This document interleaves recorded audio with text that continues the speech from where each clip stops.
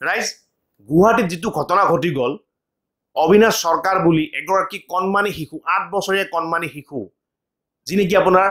গুৱাহাটী জ্যোতিনগৰৰ এটা ওপেন নালাত এটা উন্মুক্ত নলাত আপোনাৰ পৰি গৈছিলে বৰষুণ দি থকা সময়ত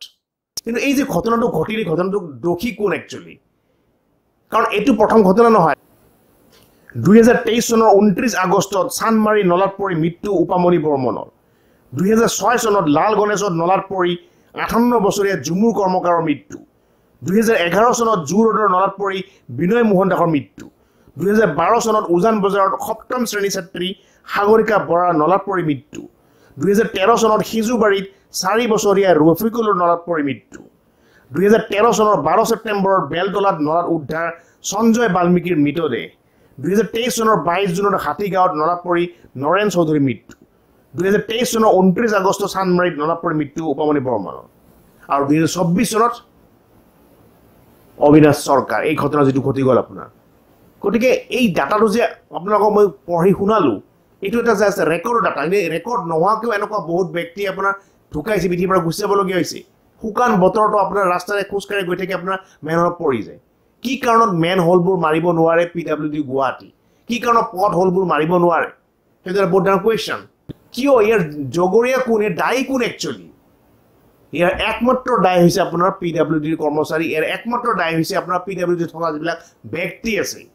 সেইবোৰ ব্যক্তি আৰু লগতে আপোনাৰ চৰকাৰ আৰু প্ৰশাসন কাৰণ যদি প্ৰথম ঘটনা ঘটিলেহেঁতেন বা দ্বিতীয় ঘটনা ঘটিলেহেঁতেন তেতিয়াহ'লে মানিব পাৰিলেহেঁতেন যে আপোনাৰ ৰাইজৰ প্ৰব্লেম আছে বা ৰাইজে আপোনাৰ সজাগ নহয় বুলি কিন্তু যদি প্ৰত্যেক বছৰে যদি ঘটনাটো ঘটে আপুনি কাক দুখ দিব নিজে কওক আপোনালোকে নিজে ভাবি চাওক আজি যে বৰষুণৰ বতৰ চলি আছে এতিয়া যে আপোনাৰ বৰষুণ পৰি আছে আপোনাৰ মাজে মাজে বৰষুণ পৰে আপোনাৰ এই বৰষুণৰ বতৰত যিবোৰ আপোনাৰ নলা নৰ্দমা আছে সেইবোৰ পিডব্লিউডি মনিটৰ কৰিছে নে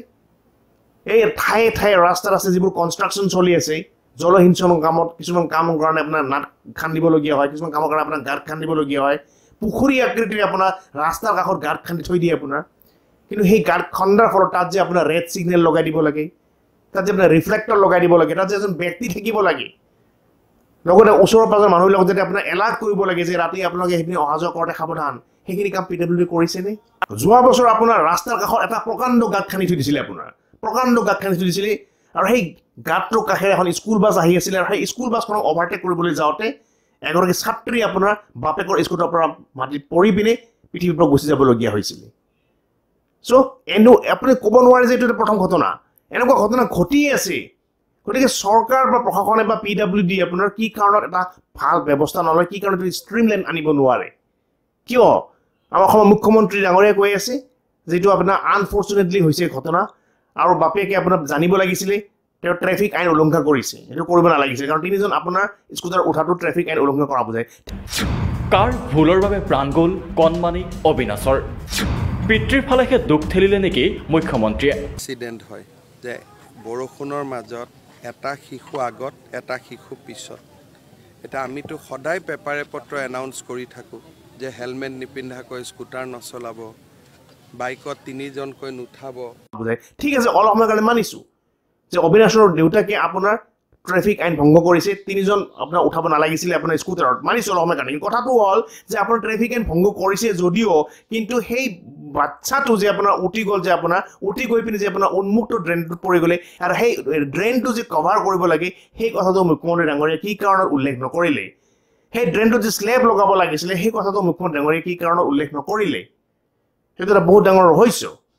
সেইকাৰণে মই অসমৰ ৰাইজক ক'ব বিচাৰিছোঁ যে পিডব্লিউডিৰ ওপৰত আৰু ভৰসা কৰি লাভ নাই চৰকাৰৰ ওপৰত ভৰসা কৰি লাভ নাই আপুনি আপোনাৰ জীৱনৰ ৰিস্ক নিজেই ল'ব লাগিব আপোনালোকে নিশ্চয় দাদাৰাই বিলৰ নাম শুনিছে যি আপোনাৰ মুম্বাইৰ হয় মই অলৰেডি এটা ভিডিঅ' বনাইছিলোঁ যে দাদাৰাই বিলহৰে কেনেকৈ নিজৰ পুতেকক হেৰুৱাইছিলে তেওঁ ছেইম আপোনাৰ স্কুটাৰৰ নিজৰ পুতেকক স্কুললৈকে লৈ গৈ আছিলে স্কুললৈকে লৈ গৈ থাকোঁতে আপোনাৰ ৰাস্তাৰ পথলত পৰি পিনে স্কুলখন বাগৰি গৈছিলে আৰু তেওঁৰ পুতেকৰ পৃথিৱীৰ পৰা গুচি গৈছিলে তাৰপিছতে তেওঁ ডিচাইড কৰিছিলে যে ৰাস্তাত যিমান পথ হল আছে যিমান আপোনাৰ মেন হল আছে সকলোবোৰ তেওঁ যিমানখিনি পাৰে তেওঁ ফিল আপ কৰাৰ ব্যৱস্থা কৰিব যিমানখিনি পাৰে তেওঁ সেই ঠিক কৰাৰ ব্যৱস্থা কৰিব গতিকে আমাৰ অসমৰ ৰাইজে এতিয়া জাগিবৰ হ'ল আমাৰ গুৱাহাটীবাসী ৰাইজে এতিয়া জাগিব হ'ল কাৰণ অকল গুৱাহাটীৰ সমস্যা নহয়তো আপোনাৰ অসমৰ গাঁৱে ভূঞে অসমৰ চহৰে যিমান জিলা আছে সকলোতে আপুনি ৰাস্তাৰ মাজত ডাঙৰ গাঁত দেখা পাব আপুনি যদি ফিলফিলিৰে গৈছে বা আপুনি যদি আপুনি বাইকেৰে গৈছে বা আপুনি যদি স্কুটাৰে গৈছে আপুনি দেখা পাব আপুনি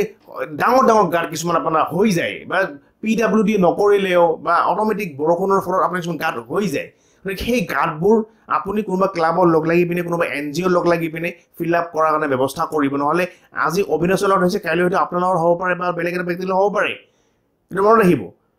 লগতে মই আৰু এডভাইচ দিব বিচাৰিছোঁ বৰষুণ হ'লে আপোনালোকে পৰাপক্ষত বাহিৰত ওলাই নাযাব যেতিয়া দেখিছে যে হেভি ৰেইনিং হৈ আছে বহুত বৰষুণ হৈ গৈছে চাৰিওফালে ফ্লাড হৈ গৈছে চাৰিওফালে পানী হৈ গৈছে সেইখিনি সময়ত যিমান পাৰে ঘৰৰ ভিতৰত থাকিবলৈ চেষ্টা কৰিব নিজৰ ল'ৰা ছোৱালীক স্কুলত কলেজত নপঠিয়াব নিজেও কিবা যদি আপোনাৰ ব্যৱসায় আছে বা অফিচ আছে তাত নাযাব ঘৰতে থাকিব একো প্ৰব্লেম নাই যদি আপোনালোকে এদিন নাযায় স্কুলত বা কলেজত বা অফিচত বা আপুনি ব্যৱসায় যদি নাযায় কোনো কথা কিন্তু আপোনাৰ জীৱনটো বহুত অমূল্য আছে ঠিক আছে কাৰণ আপোনাৰ বৰষুণ ৰেগুলাৰ হৈ থাকিলে ফ্লাড হৈ থাকিলে আপুনি নাজানে যে আপোনাৰ ক'ত গাঁত আছে ক'ত গাঁত নাই বা ক'ত আপোনাৰ গাঁত আপোনাৰ হৈ গৈছে বুলি এনেকুৱা কিছুমান ঠাই আছে য'ত আপোনাৰ প্লেন ৰাস্তা আপুনি জানে প্লেন তাত কোনো গাঁত নাই কিন্তু হয়তো বৰষুণৰ ফলত আপোনাৰ সেই সময়ত তাত এটা গাঁত হৈ গৈছে অট'মেটিকলি চ' আপুনি যদি সেই প্লেন ৰাস্তাতে গৈ থাকে তথাপিও আপুনি গাঁতত পৰি যাব পাৰে গতিকে কেতিয়াও খৰধ নকৰিব লাগে 2 মিনিট দেৰিকৈ স্কুলত যাওক লাগে 5 মিনিট দেৰিকৈ কলেজত যাওক লাগে 5 মিনিট দেৰিকৈ ঘৰত যাওক লাগে এবচেণ্ট মাৰি দিয়ক কথা নাই লাগে কথা শুনক আপুনি স্কুলৰ প্ৰিন্সিপালৰ বা অফিচৰ কথা নাই কিন্তু নিজৰ জীৱনটো বহুত ডাঙৰ বস্তু খৰধ নকৰিব আৰামছে গাড়ী বাইক সুস্থ মগজু চলাবলৈ চেষ্টা কৰিব আৰু চাৰিওফালে অবজাৰ্ভ কৰিব বাটৰ কাষৰ বস্তুবিলাক অবজাৰ্ভ কৰিব অকল সন্মুখখিনি অবজাৰ্ভ কৰিলে নহয় বাটৰ কাষতো কি বস্তু আছে সেইবিলাক অবজাৰ্ভ কৰিব ঠিক আছে গতিকে এই বৰষুণৰ দিনটো আপোনালোকে সাৱধানে গাড়ী চলাবলৈ চেষ্টা কৰিব নিজকে বচাব আৰু বেলেগকো বচাব ৰাখিছোঁ আজি কাৰণে ভিডিঅ'টো পাৰিলে অকণ শ্বেয়াৰ কৰি দিব সকলোৱে যাতে আপোনাৰ অকণমান নলেজ পায় ভিডিঅ'টোৰ পৰা জয় অসম